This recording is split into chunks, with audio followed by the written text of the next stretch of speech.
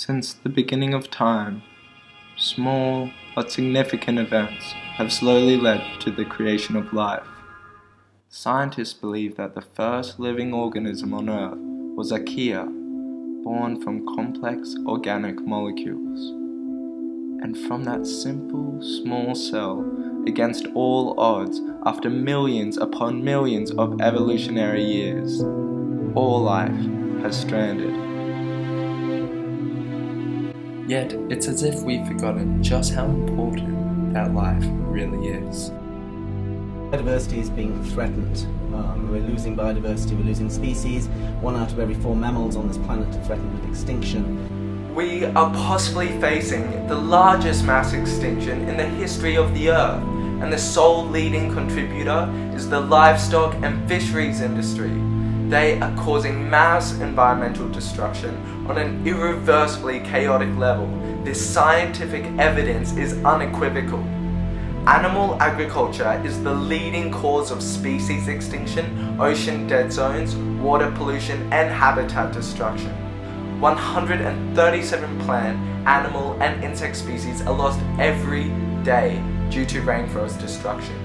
This is because 1 to 2 acres of rainforest land is cleared every second for livestock use.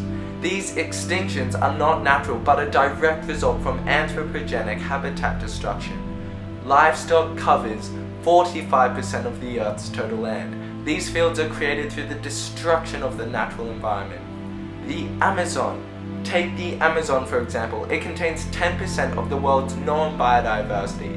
There are more plant species in a single hectare of the Amazon than the whole of Europe, yet every year 1.7 million hectares of the Amazon is cleared. 90% of this deforestation is for cattle grazing or growing feed for cattle and other livestock. It is estimated that with the increase in population, an additional 1 billion hectares of farmland will be required. This means 1 billion hectares of natural environment being lost. Among mammals, it is expected naturally that one species becomes extinct for every 700 years, and likewise, one amphibian every 1,000 years.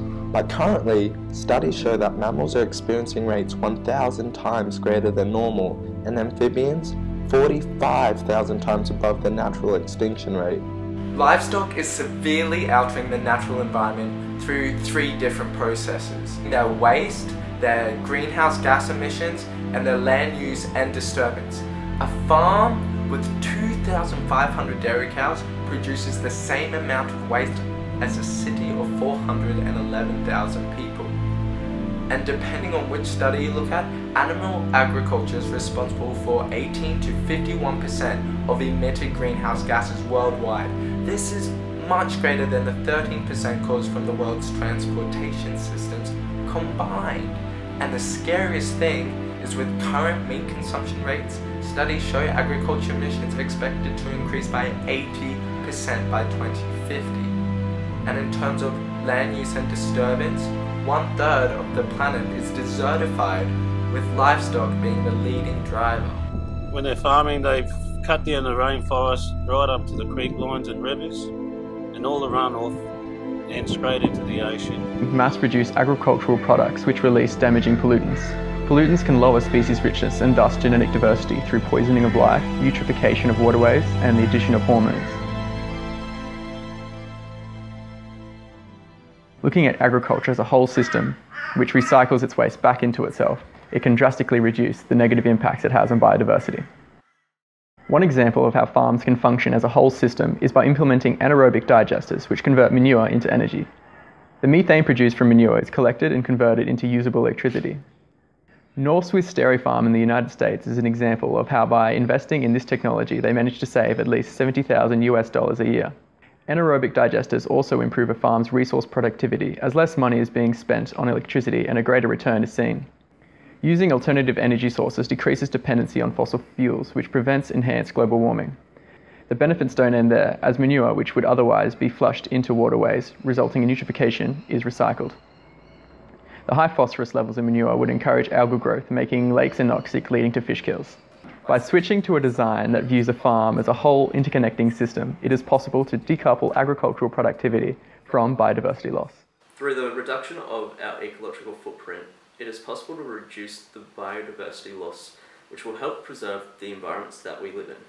Several solutions to this problem have adopted the use of biomimicry and whole systems design.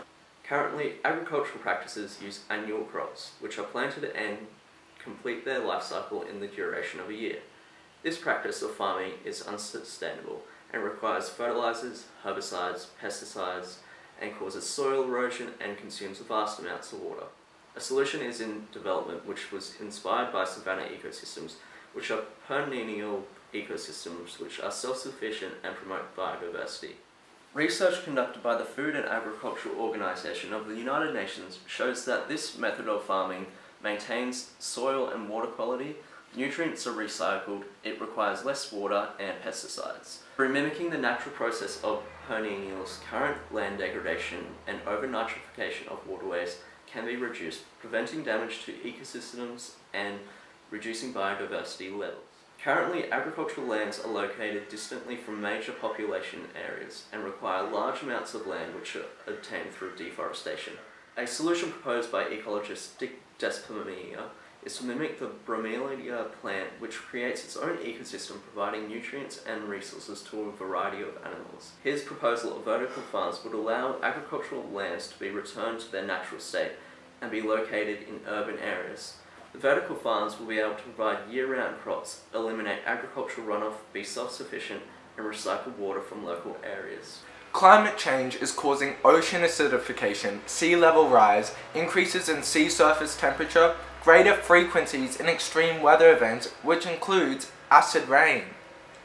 Now, the effects of carbon dioxide last hundreds of years. Scientists are reporting that to combat climate change, it is much more efficient to reduce the shorter and more powerful lived greenhouse gases like methane. The most efficient way to reduce the environmental impact caused by livestock is in the reduction of livestock numbers. In terms of biodiversity, a global diet shift is necessary to preserve the environment. Vegan diets severely reduce the environmental impacts caused by livestock by reducing the consumption and hence number of cattle and other animals. An organic vegan diet produces 94% less emissions than a meat-based diet, as 1 kilogram of beef is equivalent to driving 250 kilometers and burning a 100-watt light bulb for 20 days non-stop. This is because 1 kilogram of beef generates 19 kilograms of carbon dioxide emissions, while 1 kilogram of potatoes only generates 280 grams of CO2. And in terms of land use, one meat eater requires 4 acres of land to support them, but the exact same 4 acres could be used to support the healthy lifestyle of 80 vegans. As a result, eating meat is supporting the Earth's loss of biodiversity and environmental destruction.